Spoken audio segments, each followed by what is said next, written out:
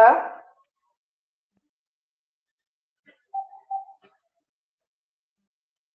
Marion, is that you? That's me.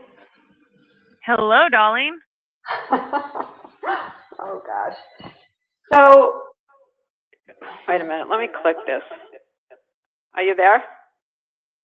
Yes, ma'am. Okay. So right now I clicked the phone call, but when I'm on, am I clicking audio or phone call? Or does it not matter? If you called in, it should be phone call. If you're on computer audio, you should be on computer audio. Okay. So if hi guys, I don't click either of those boxes. Oh. I just place, call. I get the dialog box on my screen, and then I just call in on the number that's listed. Okay, because it's asking me to choose. So when I was on computer audio, I did hear you. So should I click on that and hang up to be sure? Do you want to talk through your computer? I think that's what I did last time. I'm not sure. What are you on the computer or you're on the phone? I'm on the phone. Okay, so I'll stay on the phone. It's Marsha. Hi, Hey, Marsha. How are you? Hi. Hey, Marsha, do you have any tips for Marion? She just had a technical question. Would you be able to answer it for her? Maybe. Okay, so right now I'm on the phone. I called in. It's asking me to choose computer audio or phone call, and I think it probably would sound better if I stay on as the phone call while I'm speaking. Yes, definitely. Okay. Definitely. All right, good. Because the computer, you never know what's going to happen. Oh, I know. I was going to say, I'm known to lose. And we're actually going to have a bad thunderstorm here, so hopefully I will not lose anything during the process. No, no. Hey, you know what? We'll just improvise. Yeah. It's disconnected. Okay. So, Donna, since we haven't really spoken, I just want to clear. So I'm speaking on pages 17 to 23, correct? I think that's right. Let me just double check. Yep. Okay. 17. Okay. And I'll toss it to you. Like when I get done with slide 16, I'm going to say something like, okay, now Marion's going to take us through the first couple of steps of collaboration. Marion, I'll say something like that. Okay.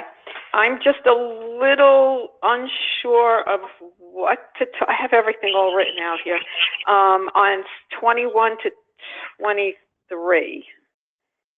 I don't know, exactly what. Did you want me to say a whole lot about slide 22 or just more go into on 23 or just kind of combine the two?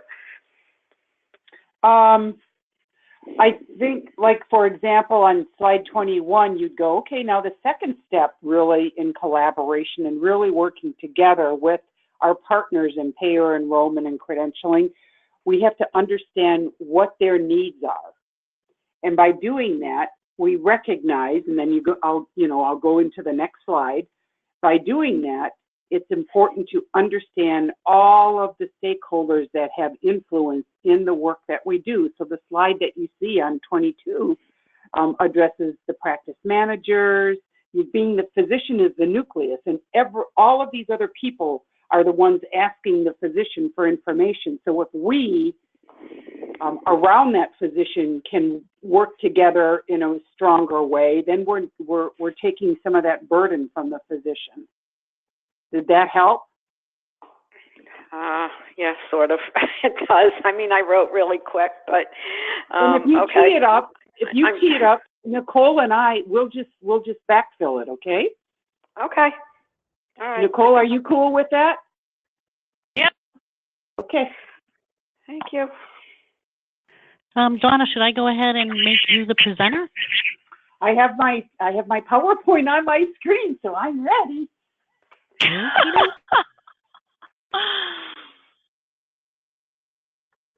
Let's see, where is it? Welcome back, by the way, Marcia. I'm sure you're very tired because you just got back last night, didn't you? Yeah, I did.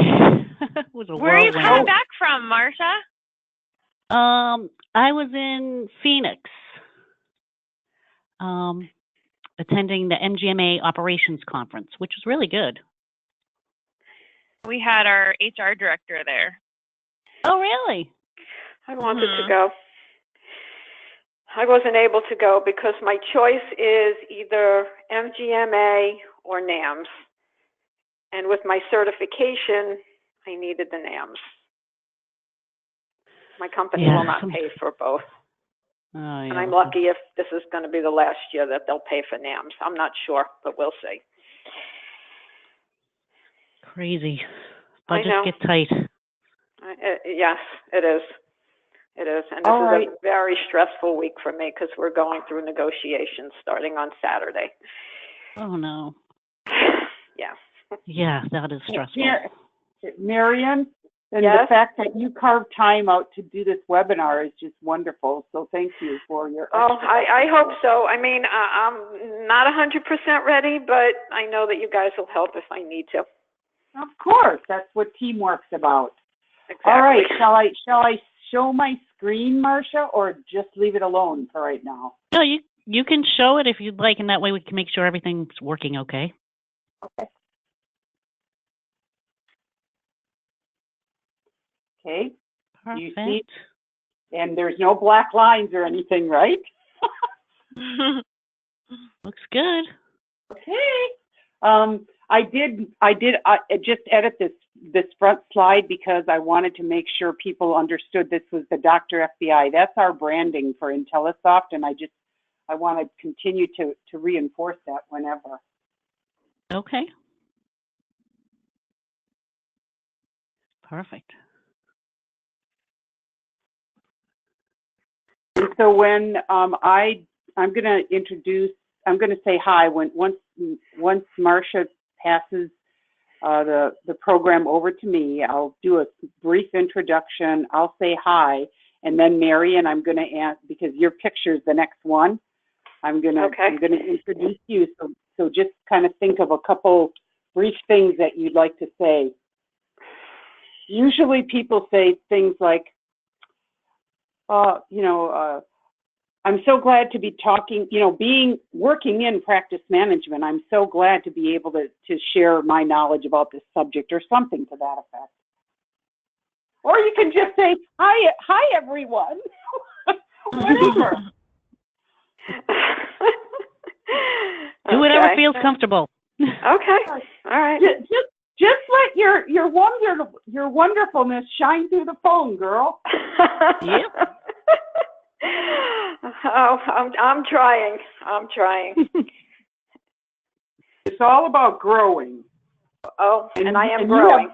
And we all have safety nets because Marcia's there for me and Nicole and you are there for me, so that's how it works. And I don't know if you've noticed, but I now have a little bit of a new business, which we can talk about at some point.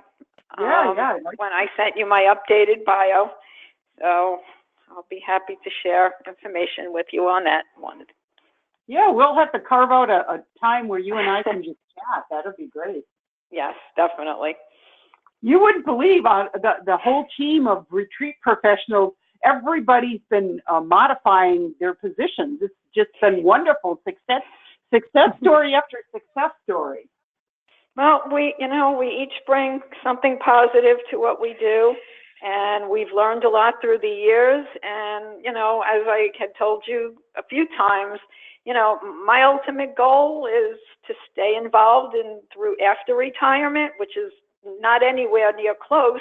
But, and I get nervous. Who knows what's going to happen with our renegotiations? I don't. Right. We'll see. You always have to have a backup plan. Absolutely. Hey guys, I have you all on speakerphone right now, and these are new phones that I have throughout my office. So am I coming across clearly and loud enough? Yes. Okay, thank you. And just moments before we go on, I'm going to take, probably 2 minutes before we go live, I'm going to take it off speaker and I'll talk through the old-fashioned way, just because I've had experiences before when people use their speaker feature. Sometimes if they turn their head, their voice sort of fades. So I'll make sure, I go back to the normal way of conversing. Perfect. And you're going to activate the poll questions, right, Marcia? Yes. Just indicate when. Okay. And I will, now can everybody see the results, or is it just the speakers and you? As long as their dialog box is open, they should be able to see it. Actually, I haven't done this in a while. I think it pops up. Okay. As I recall, I think it pops up in the middle of the presentation once I launch it. Okay. And if I miss a perspective, Marion or Nicole, during those results, please feel free to interject, just like we always do, because sometimes I'm so focused on doing the operational pieces, I might conclude a finding from a survey result more just on the surface. So if you have a deeper perspective to offer, that's great. Marcia, do we have any questions that were inputted during the registration process? There was on the registration form. I'm not sure what the question was. I would have to, when I run the report, you'll see all the responses. I bet it was, do I get NAM's credit for this? Yeah. Sometimes, oh my gosh, it's like people. Okay, I'm going to step away for a moment just to get my mind right. Now I'll be back with you in about a minute or so. Okay.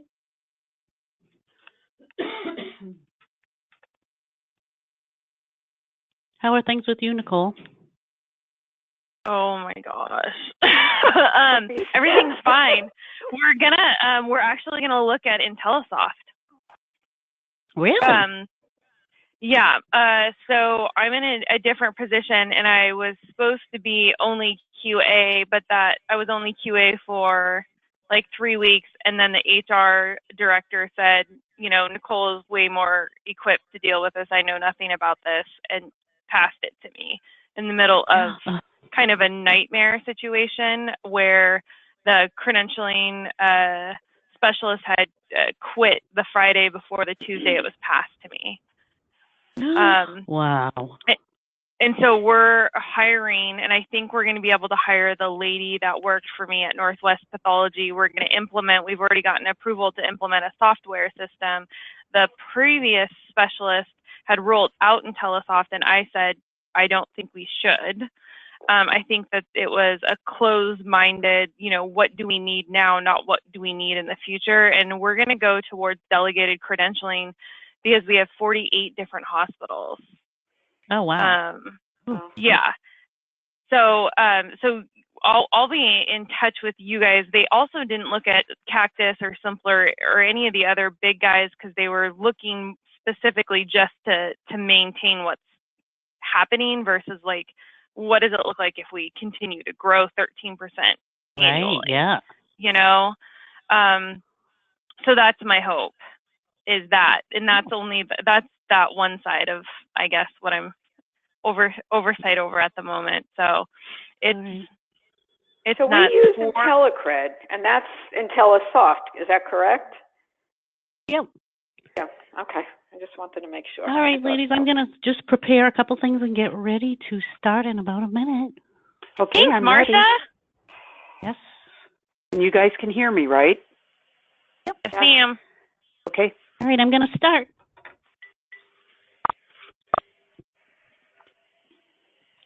Hello, everyone, and thank you for joining us today. My name is Marcia Wessel, and on behalf of IntelliSoft Group, I'd like to welcome you to the evolution of MSPs in practice management. The program today will be presented by Donna Gestencourt, Marian DeGolo, and Nicole Keller, and is brought to you in collaboration with Team Med Global and sponsored by the Massachusetts Association of Medical Staff Services. For those of you who may not know IntelliSoft Group, we are a leading provider of credentialing, provider enrollment, and contract management software.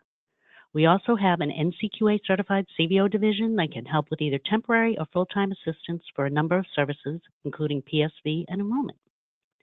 A few housekeeping items. The dialog box located on the right-hand side of your screen is very helpful for a number of reasons. For instance, if you find it difficult to hear the presenter, you may want to call in on the telephone number displayed in the audio section of your dialog box because sometimes computer speakers aren't ideal for sound. Also, there will be a live Q&A at the end of the webinar.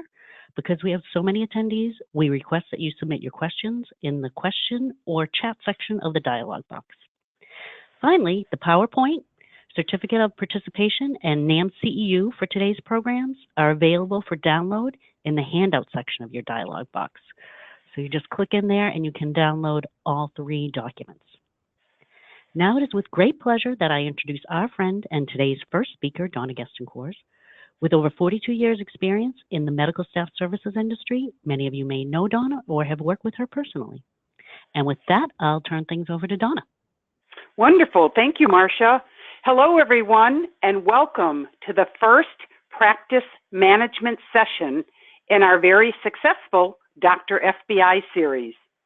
Throughout the year, IntelliSoft and Team Med Global will be presenting on a variety of educational webcasts targeting areas of greatest need within the industry: credentialing, payer enrollment, practice management, and career development, just to name a few. This educational variety pack will prove valuable to the professional development of all industry healthcare professionals, regardless of the environment in which you currently work. Now, today's program, Sign In and Check Out, will showcase areas of competence needed for those working in physician offices and the importance of collaborating with credentialing and payer enrollment specialists to improve all of our practices. My name is Donna Gestencourt, and I'm so pleased to be part of this trailblazing series, the first in the industry in collaboration with IntelliSoft Group, and along with my co-presenters, Marian and Nicole. Marian, I'm going to ask that you please give a shout out to the first-time listeners and our very loyal followers. Good afternoon, everyone. My name is Marian DeGolo. I've been in the healthcare arena for over 30 years. I am currently serving as a practice administrator of a large anesthesia practice in Florida, and I am involved in this ever-changing role as a practice manager. Great. Thank you, Marian. And Nicole, how about sharing your lovely energy with one of your warm and friendly greetings?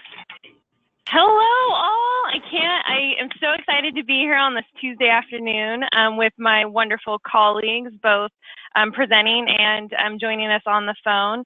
Many of you guys might know me. I do present quite often with Donna. I have over 10 years of experience. I've done everything from hospital credentialing, privileging, and have spent the last 10 years in practice management, from primary care to pathology or ancillary services, in an administrative leadership role. And I'm so excited to share with you, but also grow from each and every one of you.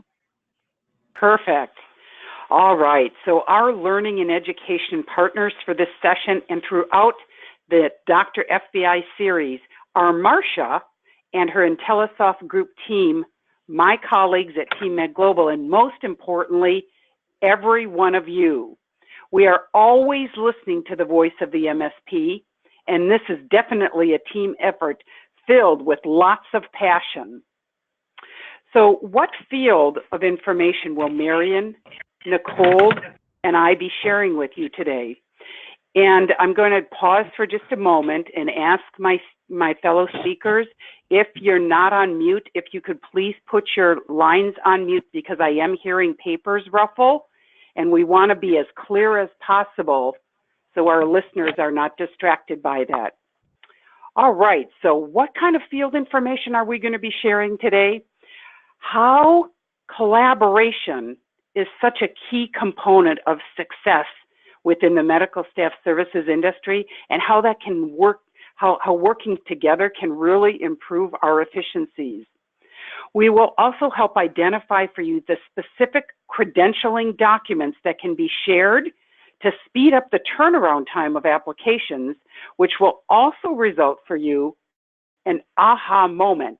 Hey, I didn't know that. And then we will guide you to apply these small changes to decrease your work, decrease the frequency of repeated requests to provide specific credentialing documents, and thereby eliminating frustrations among all of our key stakeholders, but in particular, where you're allowed to perform your work in a manner that frees physician burdens with administrative tasks so that you and they can truly focus on your work at hand, they in patient care, and us to streamline our administrative efforts. So let's get started getting to know more about you, because we as your educators, we want to be adjusting as we go from slide to slide some of our messaging, so it's really targeting our listeners today. So I'm going to ask Marcia to please activate our first polling question, and then can you please describe to our listeners how they can respond? Yeah, you should be able to respond directly on your computer, and we can see that the polling is in progress. Okay, so the first question is, where do you work?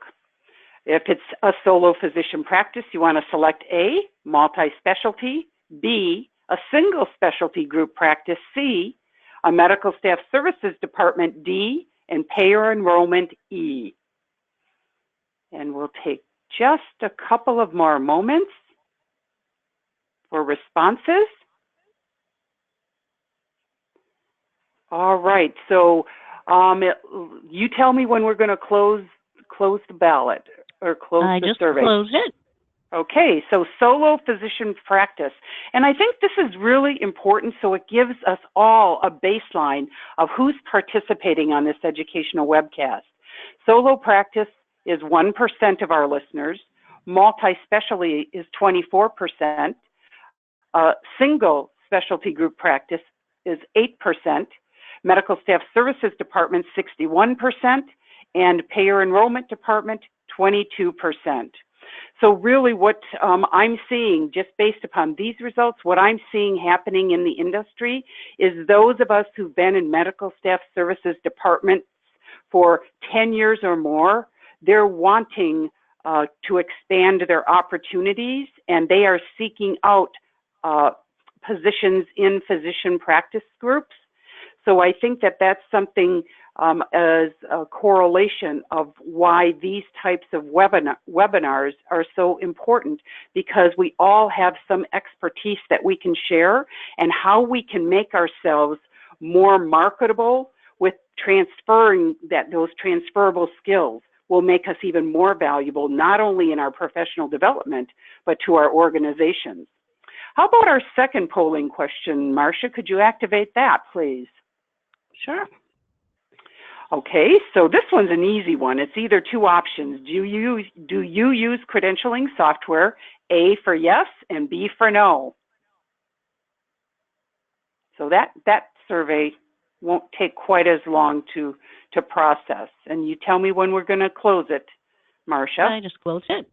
Okay, so 82% is a yes and 18% is no. And again, to all of our listeners, I know sometimes we think that everybody should be working with a software, but the reality just through this call tells us that there are colleagues who are working in different environments, who are working and managing all of their practitioner data, perhaps through an Access database or through or Word or Excel. So even though we may have been working with a credentialing software program for many years, there are still those in the industry who, gosh, have to do it kind of like the old-fashioned way. So we can certainly be sensitive and appreciate that. All right, and then our last survey question, please, Marcia. Do you frequently have to request or reproduce credentialing documents from others or for others? Meaning, do you have to make requests to people external, or do you get requests from external sources asking you to produce, as an example, a state license? So again, as that poll is finishing, again, it's an easy sneezy. I think we're about ready to close that one. Yeah. And so, yes, so that again is it validates the purpose of this particular webcast, because we want to help reduce that administrative burden to all of our colleagues, regardless, again, the environment that they're working in. So when it's all about collaboration and how we can identify what documents we can share with one another. All right, so we're going to go ahead and continue on with our program. So please allow me to move past these survey questions, and let's take kind of a deep breath, because now we're getting into the meat of the program.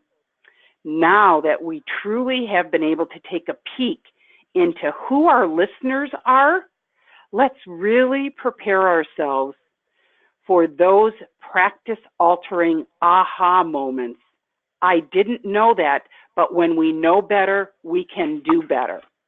So with that, we're going to talk very briefly about competence. Everything in healthcare is about how we can perform our jobs and our scope of work in the most efficient and accurate manner possible. That includes physicians and nurses and advanced practice practitioners. Well, the same holds true for us as MSPs or payer enrollment specialists or practice managers. We have to understand that competence is the thing that's really going to drive us to excellence. And just as the slide said, you know, Webster defines competence as the quality of being able to adequately perform tasks through our judgment, our knowledge, and our skill. And that really defines our level of competence. And a quick measurement, something that TeamMed Global introduced close to 13 years ago, it really is how we can measure ourselves, the knowledge that we acquire, the skills that we practice every day, and how we as professionals are able to demonstrate how we use our knowledge and our skills. And everybody that I talk with throughout my 42-year career, when they tell me and share with me their successes, things that they wish they could have done a little bit better, or maybe even some failures, their examples have always fallen into three buckets. It's either relating to a skill that they're performing, some issue with regards to their interpersonal skills, and their ability to fine-tune and elevate their efficiencies and their effectiveness in both their skills and their ability to get along with others, that really drives their success within their careers. And then when we're talking about skills, we look at all of these items that are listed, ending in the term management, because even if we are responsible for perhaps one aspect, for example, in a CDO, one professional may be totally responsible for expirables, but they're still managing that process. So as you see from the slide that's before you, the two areas that we're really going to be focusing on today, although they might touch some of our other core competencies listed here, but it's really pertaining to practice management, front desk management, and truly how we as professionals can interact in the most effective manner with one another. So with that sort of foundation laying component of our webcast, now again, we're going to take it even deeper. And I'm going to ask Marion to begin describing for us the first two steps in really working and solidifying our collaboration. Marion? Thank you, Donna. I'm now going to speak to the next few slides that focuses on who our stakeholders are, and there are many that serve a unique role in practice management. Webster defines a stakeholder as one who is involved in or affected by a course of action.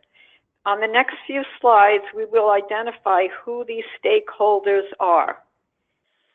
They are our physicians, our non-physician practitioners, who would be identified as our allied health professionals, practice managers, the credentialing specialists, the payer enrollment specialists. In healthcare organizations, we have the Hospital Medical Staff Services Department. The credentialing specialist and payer enrollment specialist can often also be interacting with the Medical Staff Services Department, whether the physician is an employed physician in a hospital or part of a large healthcare organization.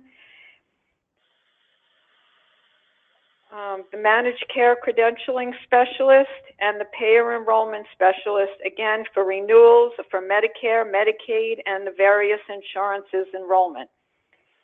And Marion, I'm sorry, Marion. That's okay. Before we move on, I really wanted to reinforce with our listeners, because there may be some of you thinking, gosh, I know who my stakeholders are. But when I'm out in the field interacting with physician groups and CBOs and medical staff services departments, as an example, I will ask that question of my colleagues. Sometimes, and it's really about maybe a 60-40 split, the majority of them are able to identify their core stakeholders, but about 40% of our colleagues, people in the field, they're outside of their physicians, as an example, or an administrator. They're not seeing the broad picture of how valuable being able to identify people who have an influence in the work we do really are. So that's why we really wanted to underscore the importance of making sure we frame the whole component of stakeholders, because we can succeed or fail based upon how we can work with these individuals. Thank you, Marion, for letting me say that. And to add on to that, we have seen the evolution of various type of healthcare organizations over the past 10 years. It's not the same landscape 10 years ago as it is today. We're also seeing, to address the other, we're also seeing surgery centers acting more like hospitals, where they're contracting specialty groups into their organization, and they're accredited, and we are having to meet their needs as well. So we're constantly seeing this shift of who our stakeholders are. So I think it's very important to also acknowledge that you have to always take a pulse. How are you taking a pulse of the industry and making sure that you do understand your stakeholders, not only in the present, but also in the future? Thank you, Nicole. And as you can see on the next slide, it identifies the various and numerous internal and external stakeholders. Payers are considered external stakeholders who provide input to an organization. Patients are part of a stakeholder group that pays for our healthcare system and are the end user.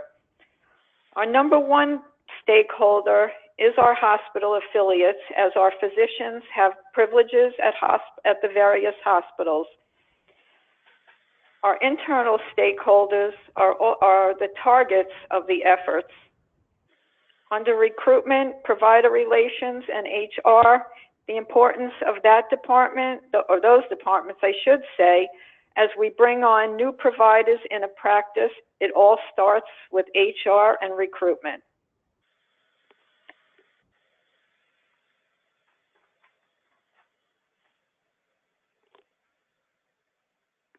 Donna, do you have anything to add to the next slide?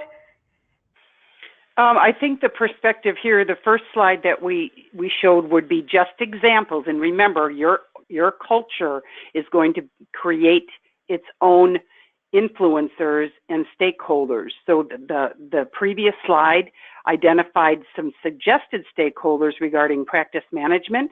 This one here describes those stakeholders, internal and external, based upon the credentialing specialist. So this would be a good baseline for you to kind of evaluate internally. Okay, in practice management, yes, but I might have some that I would delete from here or some that you might add. And having that visual really keeps it front and center to the importance of how you can work together and begin to reach out to these stakeholders. Marion, did you go ahead? Oh, I'm sorry.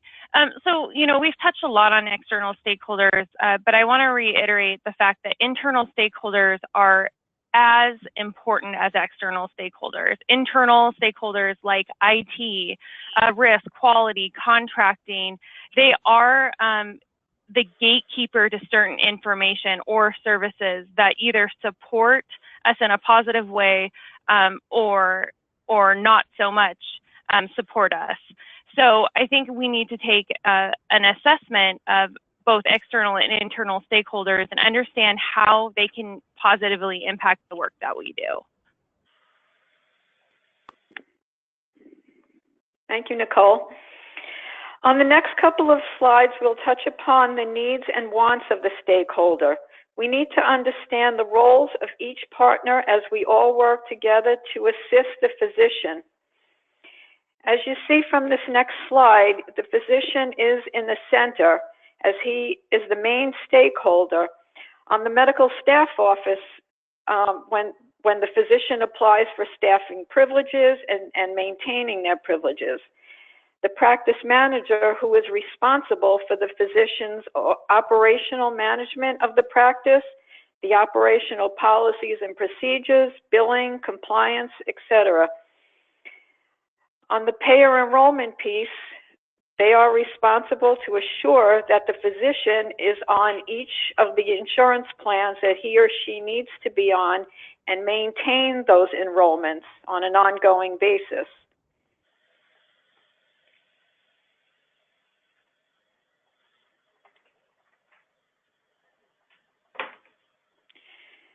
On this next slide, under practice management, as a practice manager, we always look to see for well-organized, legible forms that come into our office for the physician to be able to complete. We ask for clear instructions when the deadline is. But as a healthcare organization, they expect to receive fully completed documentation, meaning if there are blanks left on the applications, it could be returned to the physician. They need to ensure that it's all legible, signed, dated, submitted timely in order for the physician to be able to go through the credentialing system. There's ongoing partnership between the practice and the various healthcare organizations on an ongoing basis.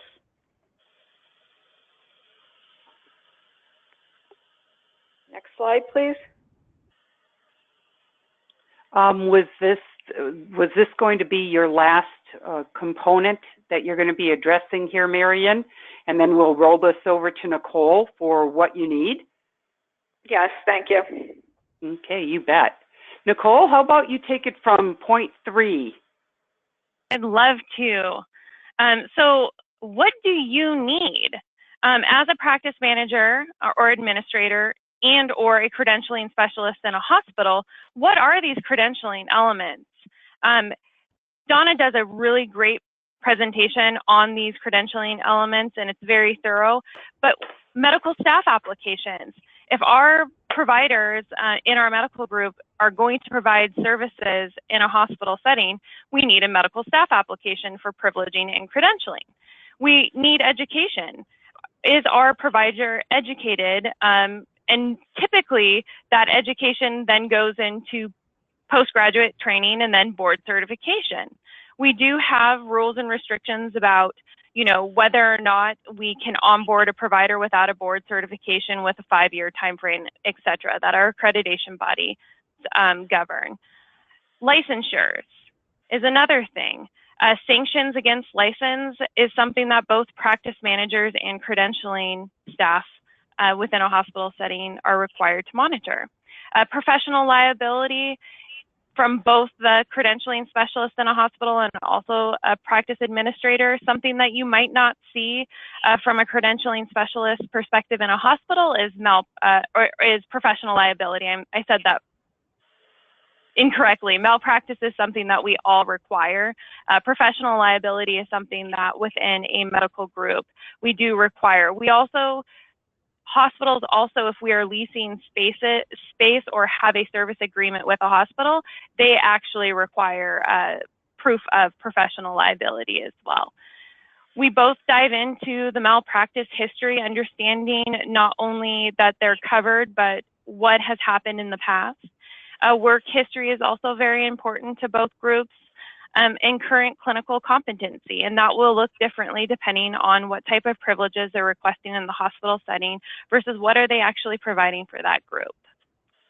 Next and slide, Nicole, Donna. before I advance, I do want to say again to our listeners, when I'm talking to those individuals, those professionals working in a physician's office, when I point out to them the things, meaning these elements, the documents that are needed by the Medical Staff Services Department, they're kind of blown away. Oh my gosh, I didn't know that they were needing all of these things. It just seems like a lot of times they keep calling me, asking me for this document on a practitioner and this document on a practitioner. So packaging it this way is really an educational tool, and that's how it serves those working in the practice management setting, just to have a baseline of the different documents and documentation that's required from a medical staff services or a CBO's perspective.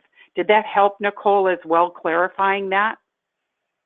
Yeah, I think it's really great to acknowledge, especially with one of those poll questions, is we are seeing seasoned MSPs from the hospital setting coming into a practice group and actually providing an assessment on what the hospitals are in need of, right? Not only from an experiential point of view, but they might come into a practice where they're working with hospitals they're not experienced with, and asking the question, here are the things that we need. How can we ask this from our providers one time when we onboard it into our group? And I think that taking a step back, identifying all the elements that all your hospital affiliates need within a practice group setting, whether you're the administrator, you're a specialist, credentialing specialist, or payer enrollment specialist, and actually setting that as the onboarding checklist for the provider is really critical. And we can do the same thing with payers as well. And payers get a little bit complicated, and I know that you and Dina in your series touch on this a little bit, because oftentimes we bill based off group NPI versus individual NPI, but we have to enroll the individual to link them to the group. And so there's a lot of information that is needed from a provider. And oftentimes, if we do not streamline our process and we don't understand what our stakeholders need across the industry, payers and our hospitals and our other stakeholders, we're asking physicians for information multiple times and oftentimes the same information.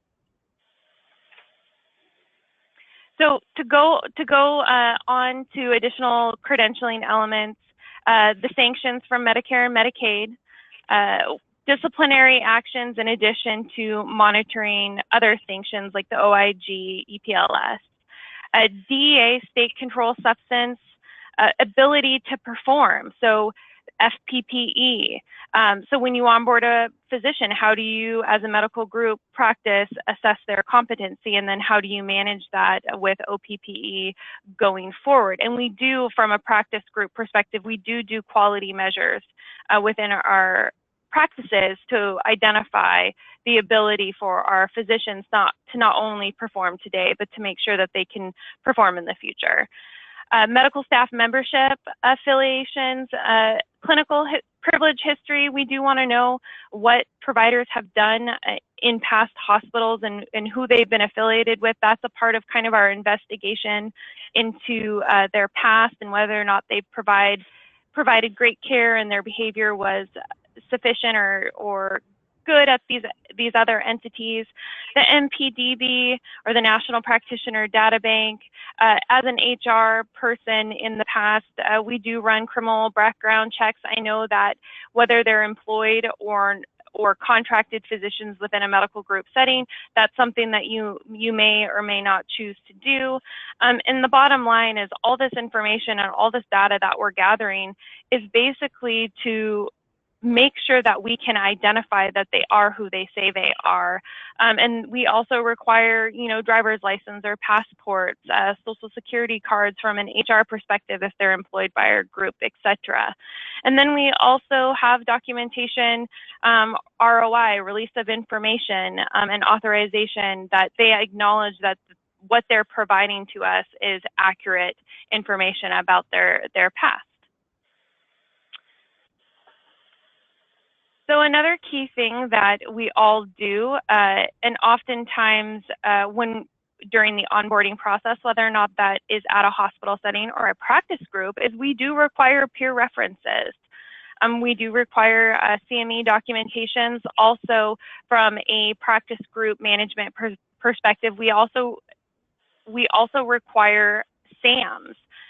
Which is a part of the documentation, or it's an assessment of a CME or education. So kind of a written test, or at least an assessment of what they gain from the presentation, because that's required for maintenance of certification of their boards. And so that's something we track internally from a practice group perspective, is CMEs and SAMs. We also require case log.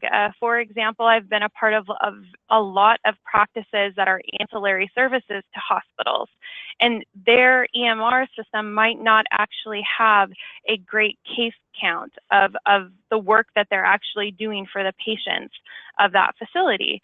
And so that is something that we do manage internally. We also look at, these large health systems where a provider might be required, depending on what his or her subspecialty is, only once or twice a year. Well, from a medical staff perspective, and going back into my days and putting on my medical staff hat, one case does not show me sufficiency, or is not sufficient to show me the quality of work that provider can do.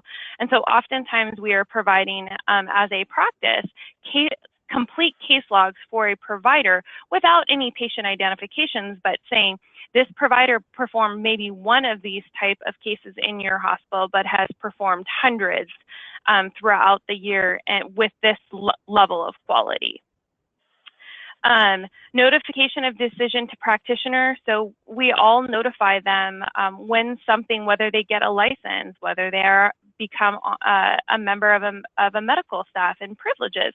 We do notify them of the decisions of all of these various stakeholders that we correspond with on a daily, weekly basis.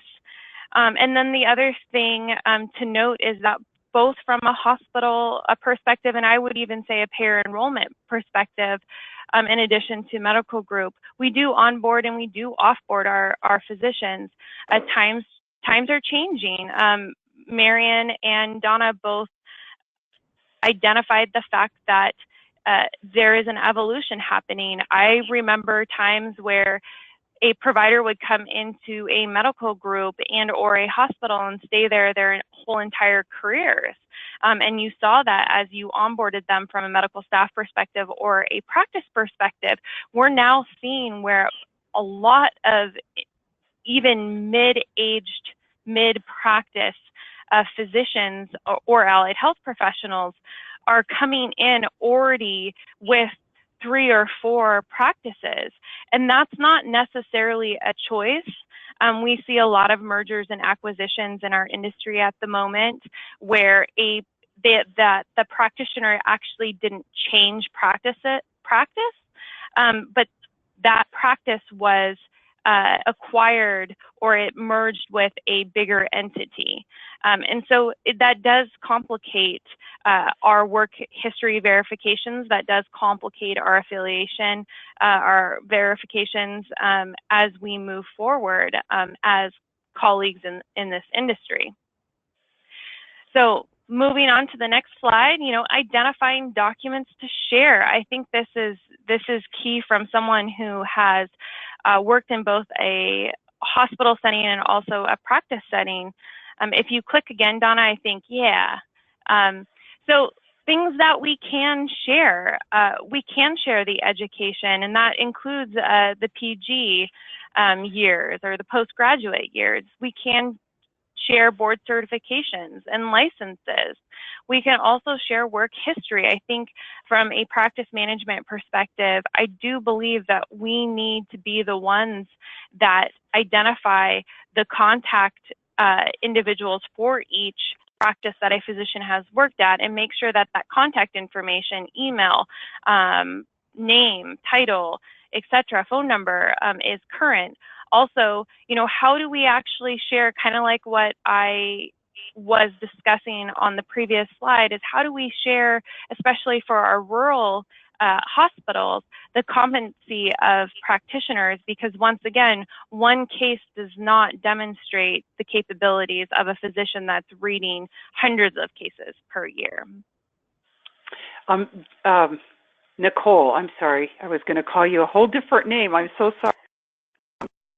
Donna again. I want to make sure that, again, our listeners understand that when we're illustrating the documents that practice managers have available, this may expedite some of the documentation that those of us sitting in other environments may need, but it doesn't preclude us, those of us in medical staff services or at a CVO, conducting that original source. This does not replace original source information, but if you're missing an item to get that application through, knowing that physician's office can produce that document, sometimes is that bridge until that final document comes through. Culturally, you all have to decide with your medical staff what you all deem appropriate or through your policies.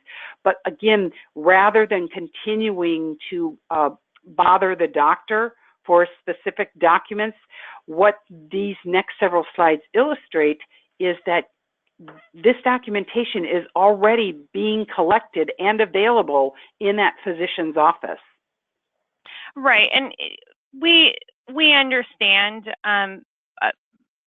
the reason behind primary source verification. We understand not only the reason from an accreditation perspective, but also the fact that that's something that might be in policies and procedures within our external stakeholders, rules and regulations, et cetera, governing documents of their hospitals.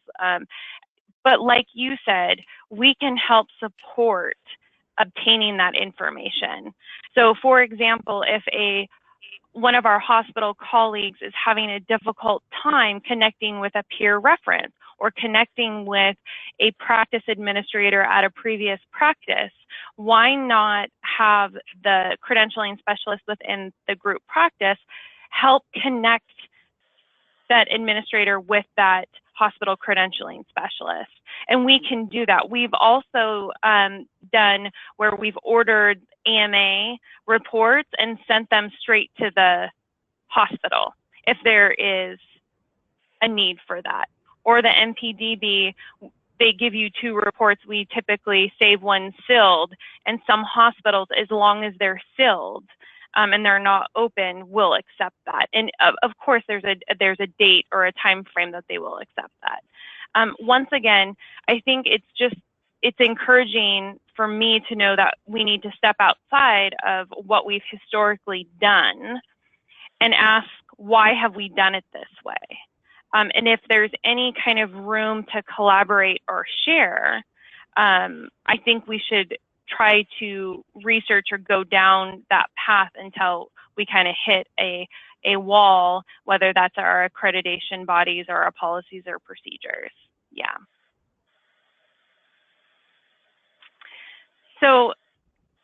continuing with what does practice managers have? Like I said before, we are required to record and maintain Medicare and Medicaid sanctions. We do OIG ETLS. We do heavily monitor not only our DEA, but also, like I said, licenses.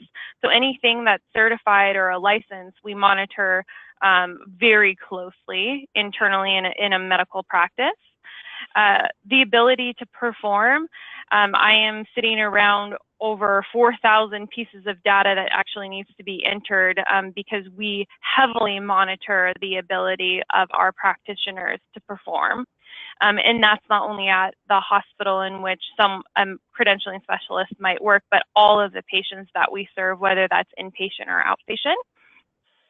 Medical staff membership and affiliation. So if our provider is credentialed at 42, 48 hospitals, we know all of them, we know all the contacts. So once again, going back to work history verification, if a individual or a stakeholder is having issues connecting with a specific medical staff credentialing specialist in a different facility, we would be a great resource to tap and have us actually connect the two parties that need to conversate about a practitioner. We do ongoing monitor of the MPDB, criminal background checks and identity, and we do keep a constant up-to-date ROI or release of information on file for all of our practitioners. You know, Nicole, something just hit me. Would it be necessary, so for you and Marion as examples, working in a practice management setting, if any of these items that we have arrows next to that the medical staff department may need in order to just facilitate a gap of a missing document, would you require that the doctor sign a release of information?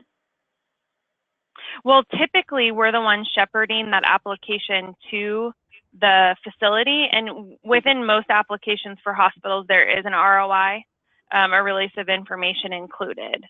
Okay. And so, but yes, we would. We're not going to give information about our doctors unless we do have some sort of ROI on file saying that it's okay for us. Oftentimes, if we do not have an ROI or there's something, or we haven't been involved in a process that a physician is doing, for example, if they're moonlighting and they haven't really notified us, or if it hasn't gotten to certain departments, they will reach out to us and provide us contact information. And via that email documentation, the provider authorizing us to speak to informally via email, we'll keep that documentation on file to make sure that if the provider ever goes back and says, why did you reach out to Donna? Well, you know, in this email, you gave me permission to provide X, Y, and Z to this external stakeholder. And I think the practice would be similar to a medical staff department. When we get requests for some item that perhaps is in a credentials file, unless it's confidential, we require that the requester produce a signed release from the physician. So I think, again, it's mutual courtesy and understanding what your policies are saying. And going back to the physician, you know, it's the physician's information. It's not the credentialing specialist, whether it's in a practice group or a hospital, right? It's really the practitioner's information and being respectful of that and being mindful. Yeah. So last little section here, once again, I think I articulated this fairly well in previous slides, but we are very rigorous in a practice group about CME and SAM documentation and also case log. Once again, it is really on our provider shoulders to demonstrate their competency and the work that they do every day. And so that's something that we are very diligent about within a practice group setting. And then to kind of hit this home, we understand as presenters, as practice managers or administrators, that we understand that you guys have to, as payer enrollment specialists and or credentialing specialists in a hospital, that primary service verification is a consideration, and that we understand the reason behind it, and it's a good reason behind it.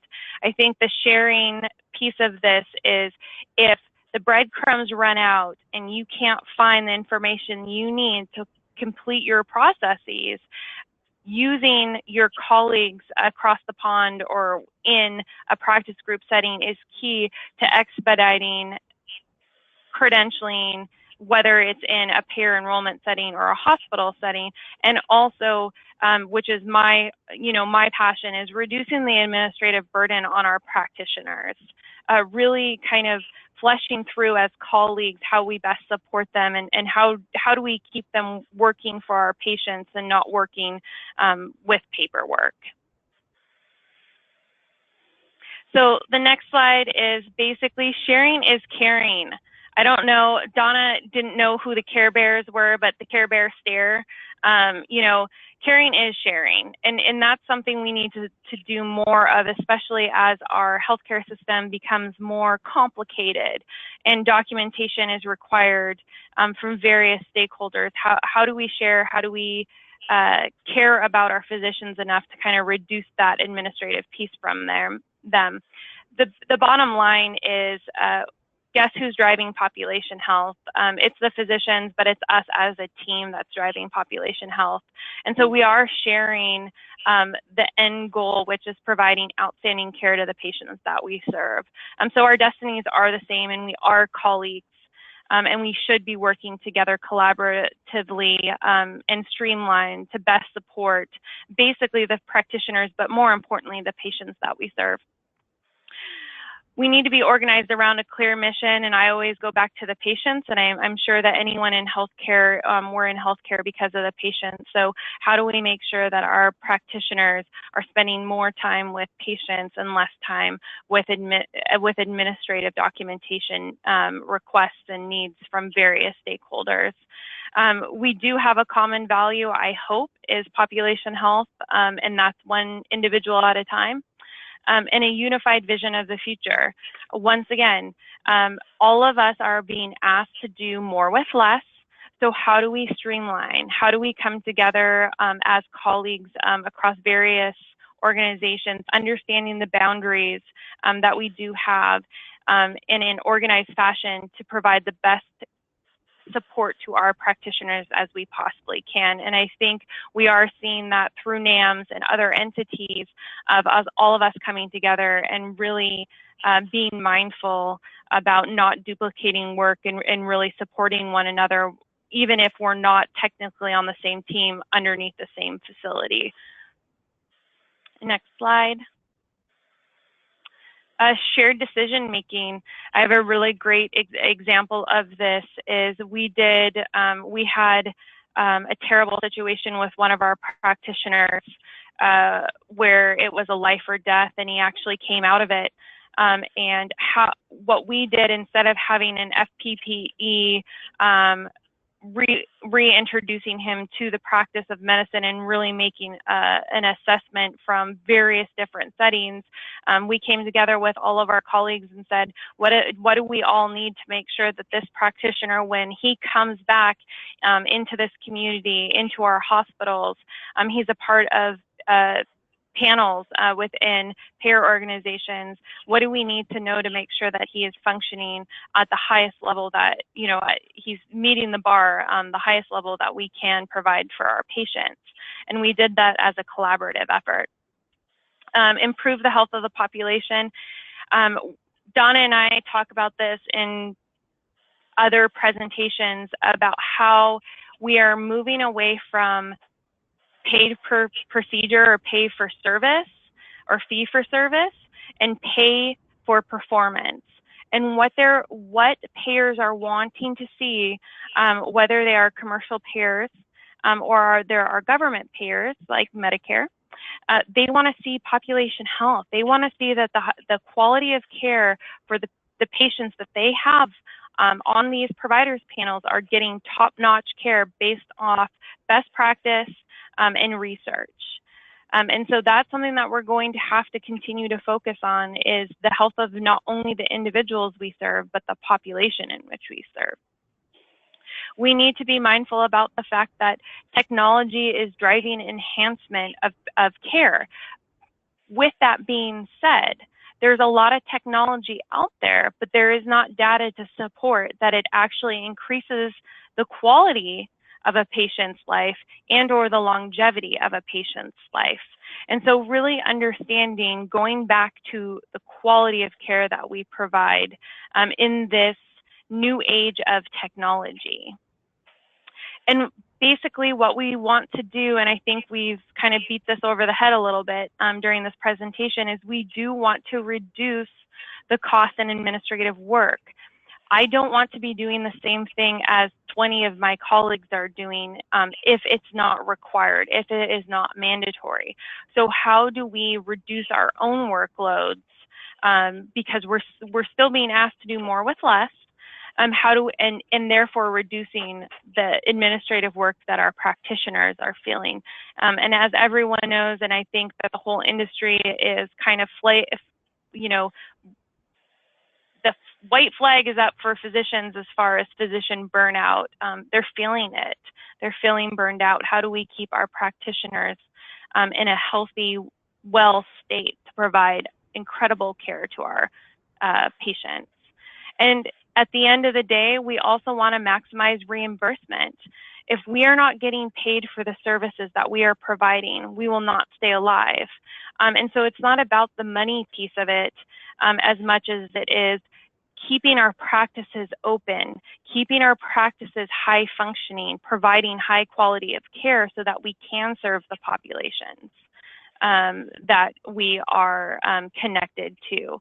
If we do not receive if we do not maximize our reimbursements, our money decreases, our financial stability decreases, and therefore we either have to move out of certain communities and or we reduce the level in which we can serve. So we might have 10 different subspecialty specialists in for example, pathology. But if we can't keep those practitioners employed because we don't have the financial stability to do so, we're reducing the services available and the subspecialties available to the patients in the communities we serve. So I know that we struggle with that, healthcare is a business now. It is all about the money. And I would like to push back on that and say, it's not about the money. It's about keeping our medical groups open. It's about keeping our hospitals open. And that does require money because infrastructure and providers and staff require a financial investment. All right. So that's kind of deep. I'm going to pass this over to Donna because she'll just knock this out of the park as far as what do we mean? Where do we need to go? So thanks, Donna. You bet. And I'm going to just take a pause here for a moment because I really want our listeners to kind of catch up. This is a lot of information that we've shared. In Telesoft Group and Team Med Global, this is our very first practice management program.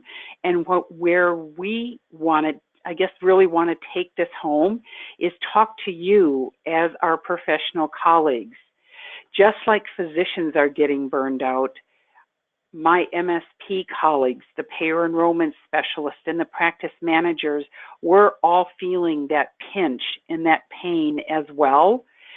And when I am out in the field and I'm speaking before organizations, local chapters, state organizations, and even at the NAMS conferences, I will frequently ask what the makeup of the audience is. And just as described by Marion and Nicole, the diversity within our organizations, within our industry, it's continuing to expand. We're getting more and more hands raised when we're asking how many of you belong to practice some type of a practice management association? How many of you are payer enrollment, are involved in payer enrollment, or do onboarding, or quality, or medical staff services? So this component, this window of information is spoken to you as the MSP professional. And finding that golden thread of tapestry that connects us all regardless of our environment, the logical thing that my co-presenters and I concluded is that we have to identify the thing that brings us all together, and that is credentialing. So what we learned through collaboration in today's session are the 25 elements that are required in the credentialing process. But of those 25, those things that we might be missing to kind of just not have it as an official, necessarily an official document, but to fill the gap, to help us know that, yes, that verification from that original source can be there, how we can help each other from the payer side, from the practice side, and from the medical staff department side, how we can really begin to think of our credentialing documents in a different way. So our suggestion is to identify those stakeholders. If you're in a practice management setting, reach out to your medical staff services colleague and say, okay, I just got a reapplication on the doctors in my group. Let's work together in helping to streamline the information that you are needing. Help me understand what it is you need and why you need it. And it's amazing as I carry this message forward in the field that people have the bonding that used to be very siloed functions. The bonding among these colleagues is becoming stronger and stronger. And that's really what the purpose of this program was, is to let those practice management professionals know that they're not alone, that we as credentialing professionals and payer professionals, we have needs as well. So let's just work together. And that's really what this power thought describes, right? When we work together, there's strength there. When we truly have teamwork in trying to accomplish our individual goals, so many wonderful things can be achieved. And the beauty of it is it makes our lives much more administratively free, where the physicians and those clinical professionals can truly focus on the care of patients. And that's really what this maiden voyage of practice management was meant to serve. So myself and Nicole and Marion, we do ask that, because we just touched the surface of practice management, there's a lot of depth in this area of specialty. So if you have a specific need or question that you would like for us to incorporate into our future programs for practice management, please just enter it in the dialog box in our post-program statistics. That information will be made available to us, and we'll be sure to incorporate those components into future programs that we're delivering. So with that, I'm going to conclude and ask Marcia if she could open up the floor for any questions that she may have received. I am back, Donna, and so far we don't have any questions. I'll give it a minute. And in the meantime, I just want to remind everybody that in the dialog box on the right-hand side of your screen, in the handout section, we have the PowerPoint, the NAM CEU, and Certificate of Participation in there for you. So you can go in and download those 3 items and print them out or save them to your laptop. It looks like we don't have any questions today, which is interesting. Well, and I know it's new information, so I think people just kind of have to absorb it, right? Lots going on, a lot of moving parts. For sure. All right. Well, I think that will conclude the presenters portion. Marcia, you want to take it away and close us out? Sure. I just want to say thank you, Donna. Thank you, Marion. And thank you, Nicole, for today's very informative presentation. And thanks to everyone for joining us. Have a great day, everyone, and goodbye. Okay. Thank you. Bye.